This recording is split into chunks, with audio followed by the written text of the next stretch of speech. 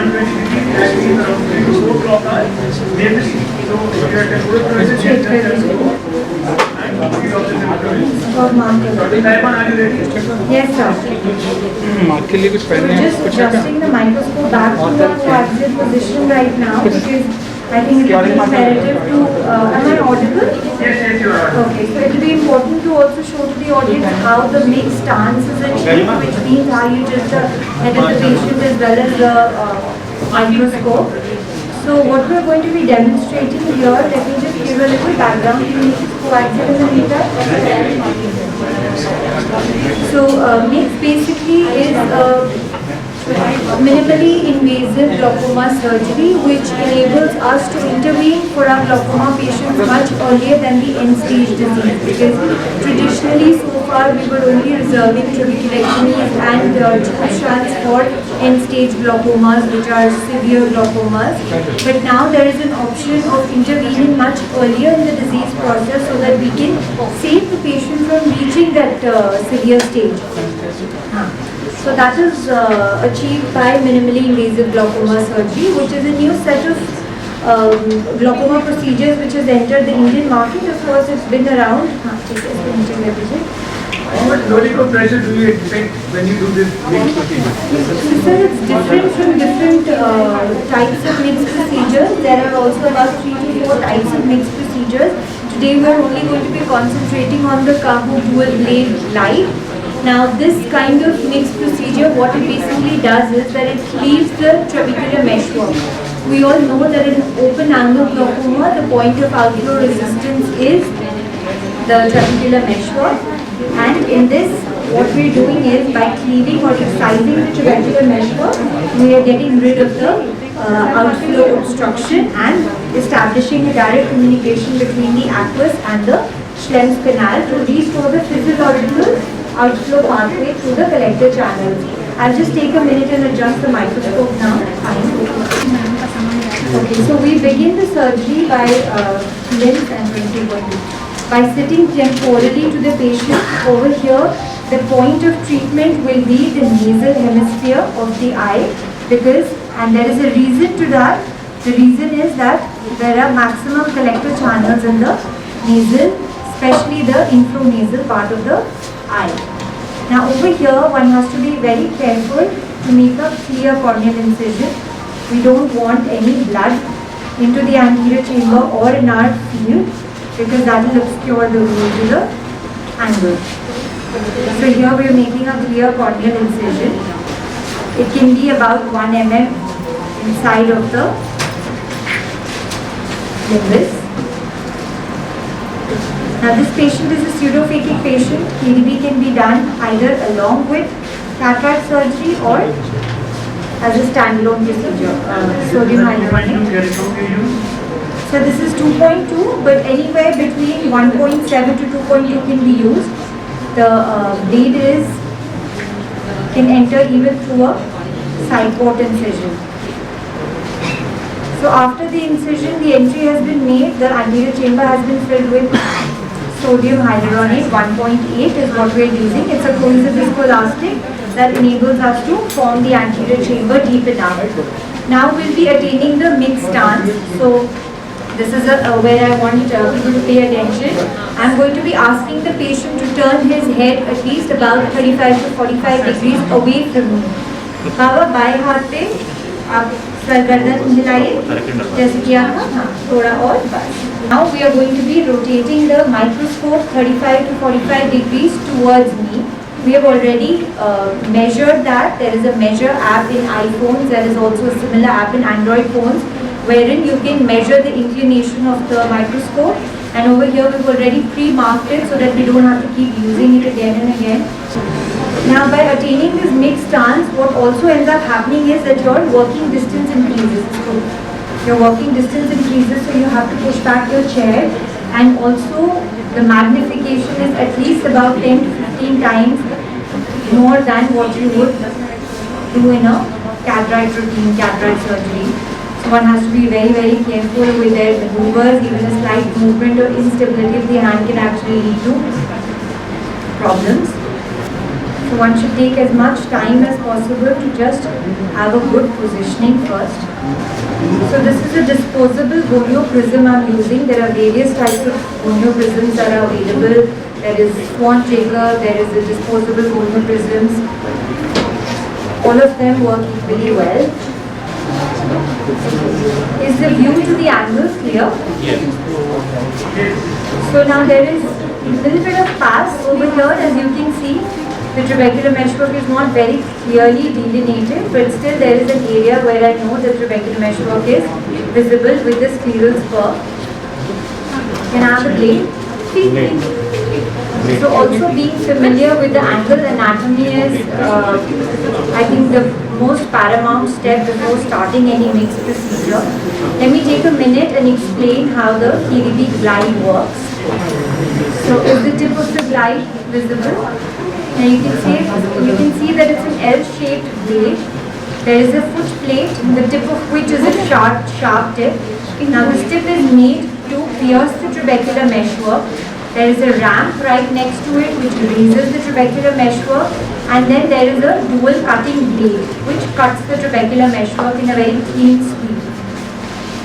Now there are three techniques which have been described to cleave the trabecular meshwork. What you can do is you can either do inside out, which means you go straight opposite to you and cleave to the left, and then rotate, cleave to the right. What you can also do is outside in, which means you go from the right to the center, rotate, go from the left to the center, or there can be neat and mark and neat. Sorry, I lost it. So mark and neat is good for right-handed surgeons, where you can just mark where the end point of your cleavage is and then go about 3 to 4 hours before that and then strip it. So I can see a nice view of the trabecular meshwork now. You need to be very well focused. I'm entering with my KDB glide. What I'm going to do is outside to in. So I'm piercing the trabecular meshwork, making sure my foot plate is parallel to the Schlemm's canal, and then you start cleaving. You can see how the iris is falling back. You see that strip of trabecular meshwork and the white line, which is the wall of the Schlemm's canal. What I can do at this point is rotate and go from outside to in from my left side. So can you see that strip of the trabecular meshwork? Now the blood reflux is actually a good sign that you've been at the right position, because this is a reflux bleeding from the Schlemm's canal. Forceps, the microforceps. At this point, I'm going in to remove the strip of the trabecular meshwork. This is also important because it might just re-adhere and cause pass. So over here, we've treated about 90 to 100 degrees of the trabecular meshwork, and usually about 100 to 120 degrees is sufficient. You can see the trabecular meshwork is being pulled here. Now the whole strip has come out in total. You can see that over here. You're peeling it away and peeling the strip out. Yes, so this is the strip. And you can see this is like a good 100 to 120 degrees of the trabecular meshwork which has been stripped. What is left behind is a white line, which is the wall of the Schlemm's canal and the reflux bleeding. Now this is nothing to be scared of. It's a very normal outcome of a good, well done excision, because this is reflux blood from the Schlemm's canal. So I think now the treatment is done. This is how simple and quick it was. The hyphema is expected. Forceps immediately निकालना. What is the course of disease that you normally follow up this? So now at the end of this case, a visco aspiration should be done, and a little bit of visco you need to keep the chamber a little tight. अब आप सीधा कर लीजिए. Is there something else that I need to show in the angle? Was it clear? Yeah. इसको सीधा कर लीजिए. basically it is this insertion of the circular mesh paper or How much It's basically stripping of the tubercular. Now you need to do a visco wash and leave little bit of visco behind to act as a tamponar to alveolar. To act as a tamponar, some surgeons also leave just an air bubble. And how much And the- IOP sorry. reduction do you expect? So there are two ways to look at that. One is literature, one is our own experience. So now the literature says anywhere between 15 to 36%. नहीं अब मुझे side post चाहिए. Hydro दे दीजिए तो side post. And the IOP, that's the IOP reduction. But what's also important is the number of AGM reductions. So mix also concentrates upon the quality of life of patients, which means that even if you can not bring down the IOP, if you can bring down the number of anti-glaucoma medications the patient is on and still achieve the target IOP, it also gives the patient a better quality of life, and maybe the need for increasing the AGMs in the future you have scope.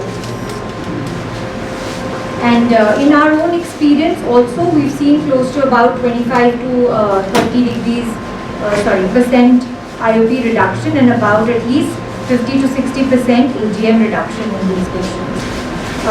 So initial failures we haven't seen in our experience yet, and late failures, by failure we mean that we are not able to achieve a target IOP with either lower number of medications that were present, IHA, The irrigation. patient comes back to the same pre-op level of medication that he was Yes, taking. that can happen. Of course, it can happen. That is called failure. That's how you define failure.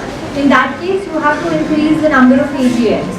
And the good part about MIGS is that you choose patients very wisely. Now, it's very, very important. I think doing the procedure is not as tricky as selecting your right patients is.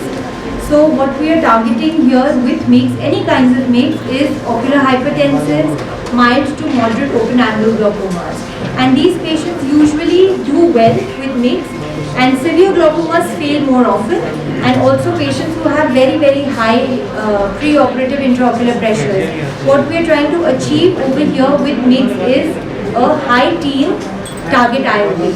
So if that is your end limit, and if the patient is, let's say, about a little higher than high teens with about 4 AGMs, that'll be a good candidate for doing MIGS, because if they are anyway undergoing a cataract surgery, you might as well give them an advantage that they can reduce either the number of medications or their IOP compared to pre-operative. And post-operatively, जो medicines हम चलाते हैं, right? So it's the same as cataract surgery. What I also do is that I remove prostaglandin analogs. If the patient is on PG analogs, you remove it. Now you'll also see that when I'm finishing off with the viscoaspiration, the tamponade is taken away and the bleeding increases. But usually we never really see bleeding or hypema in the anterior chamber first post-operative day. The tamponade does well, and the little bit of dispersed heme gets resolved within day. Post-operatively, you will see them first post-op day. Little bit of visco will be left behind over here, so I'm not doing a very, very thorough visco wash. Hydro. Right. Is there a question?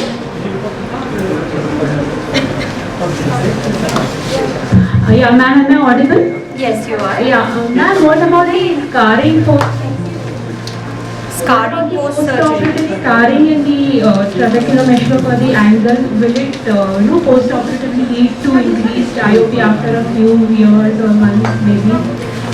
So see, we have about 5 to 7 years data, and like I said, that we don't have a very, very long follow-up of any of these mixed procedures yet. And with a 5 to 6 years follow-up, there have been a consistent at least 30% drop in IOP and a consistent at least 70% drop in anti-glaucoma medications. Yes, failures have been reported. You do probably have to bring down the IOP over a couple of years. Maybe the AGMs have to be increased. Those kind of situations have happened. But overall, it's a very good technique to offer to your early glaucoma patients, because they are anyway undergoing a cataract surgery, so you give them at least a 10 minutes more of time and give them this benefit. And I think we're also running short of time, so we'll continue this discussion in the hall. Thank you for your question. Thank you, Dr. Saiba. Over to Dr. Arvind. So good morning friends. So we already made a SHI-4 decision and in all my patients I do